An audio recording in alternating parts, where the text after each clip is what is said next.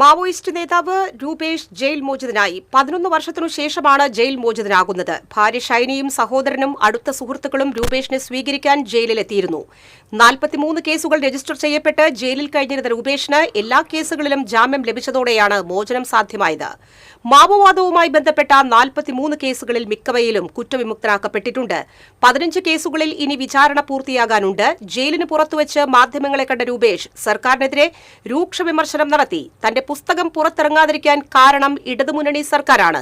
പുസ്തകത്തിൽ കഥാപാത്രമായിരുന്ന പിണറായി വിജയന് അതിൽ positive റോളായിരുന്നു. MA. ബേബിക്ക് പുസ്തകം പ്രസിദ്ധീകരിക്കണമെന്ന് ആഗ്രഹമുണ്ടായിരുന്നു. എന്നാൽ ഭരണ സംവിധാനമാണ് ഇതിന് എതിര് നിന്നതെന്ന് രൂപേഷ് പറഞ്ഞു.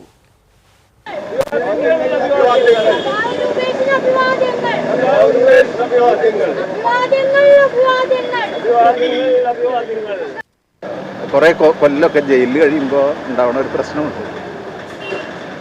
ഒരു പബ്ലിക്കിനെ അഡ്രസ്സ് ചെയ്യാനൊക്കെ കുറച്ച് പ്രശ്നം ഉണ്ടാവും. ക്രമേണ അത് അഡ്ജസ്റ്റ് ആവുമെന്ന് വിചാരിക്കണം. ഈ കാര്യങ്ങളെക്കുറിച്ച് നമ്മൾ പിന്നീട് സംസാരിക്കാം. ഇപ്പോൾ even I cannot realise myself whether it is a dream or reality. അപ്പോൾ അത് നമ്മളിപ്പോൾ ഇപ്പോഴും ഇപ്പം ഞാൻ റിലീസായി എന്നുള്ളൊരു ഒരു തോന്നൽ എനിക്കുണ്ടായിട്ടില്ല. അപ്പോൾ ഇറ്റ് മേ ടേക്ക് കുറച്ചുകൂടി സമയമെടുക്കും ഒരു കോപ്പ് ഓഫ് ദ സിറ്റുവേഷൻ.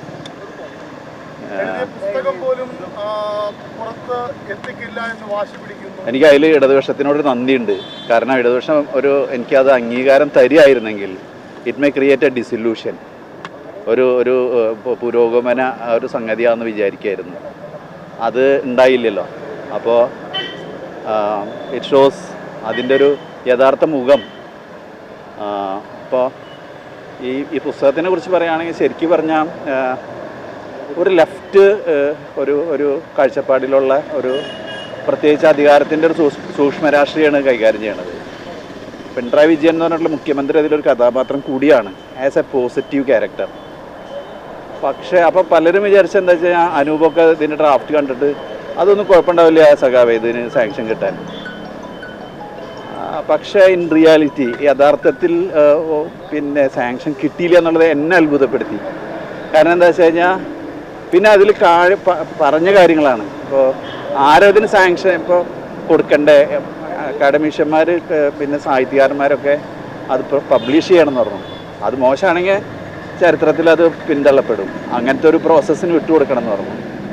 പക്ഷേ ഇതിൻ്റെ ഒരു സംഗതി ഒരു സാഹിത്യത്തിനെ എങ്ങനെ കൈകാര്യം ചെയ്യുക എന്നുള്ളത് ഇതിനെ സംബന്ധിച്ച് ഇടതുപക്ഷം എന്ന് പറയുന്ന ഒരു അഡ്മിനിസ്ട്രേഷൻ എങ്ങനെ ഇതിനെ സമീപിക്കുന്നു എന്നുള്ളതാണ് പ്രശ്നം. അപ്പോൾ നമ്മൾ ഇവിടുന്ന് ഒരു അപേക്ഷ കൊടുക്കണം. ഈ അപേക്ഷ കൊടുത്തിട്ട് കുറേ നാളുണ്ടായില്ല. സമരം നടത്തണം, നിരാഹാരം നടത്തണം, അനിശ്ചിതകാല നിരാഹാരം നടത്തണം, ആശുപത്രിയിലാവണം.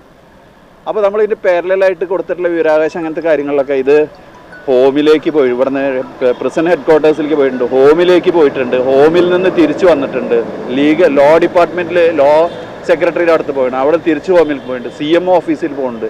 അതിൻ്റെ ഇടയിൽ ലോ സെക്രട്ടറിയുടെ നോട്ട് ഒരു UAP തടവുകാരനെ എഴുതിയത് കൊണ്ട് അത് UAP കുറ്റമാകുമോ എന്ന് പരിശോധിക്കണം. ആരതൊക്കെ പരിശോധിക്കേണ്ടത്?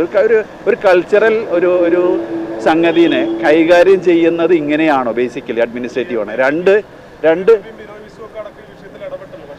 അല്ലെങ്കിൽ എന്ത് പ്രശ്നം എന്നറിയോ? അഡ്മിനിസ്ട്രേഷൻ എന്ന് പറയണത് വേറെയും അത് അവരുടെയൊക്കെ ഒരു ഡിസയറാണ്. ഇപ്പോൾ ഞാൻ ആത്മാർത്ഥമായിട്ട് വിചാരിക്കണം M.A. ബേബിക്ക് ഈ പുസ്തകം പബ്ലിഷ് ചെയ്യണമെന്ന് ആഗ്രഹമുണ്ട്. പക്ഷെ ഒരു അധികാരം എന്ന് പറയുമ്പോൾ അതിൽ പിന്നെ അവർക്കൊന്നും ഒരു സെയില്ല. അത് ഒരു ലോ സെക്രട്ടറി ഹോം സെക്രട്ടറി ആയിരിക്കും അതിലൊരു അഭിപ്രായം എടുക്കുന്നത്. അപ്പോൾ അത് പൊളിറ്റിക്കലിന് നമുക്കിതിനൊന്നും ഒരു രാഷ്ട്രീയമായിട്ടുള്ള കാര്യം നമുക്ക് അതേ ഇടതുപക്ഷം തന്നെയാണ്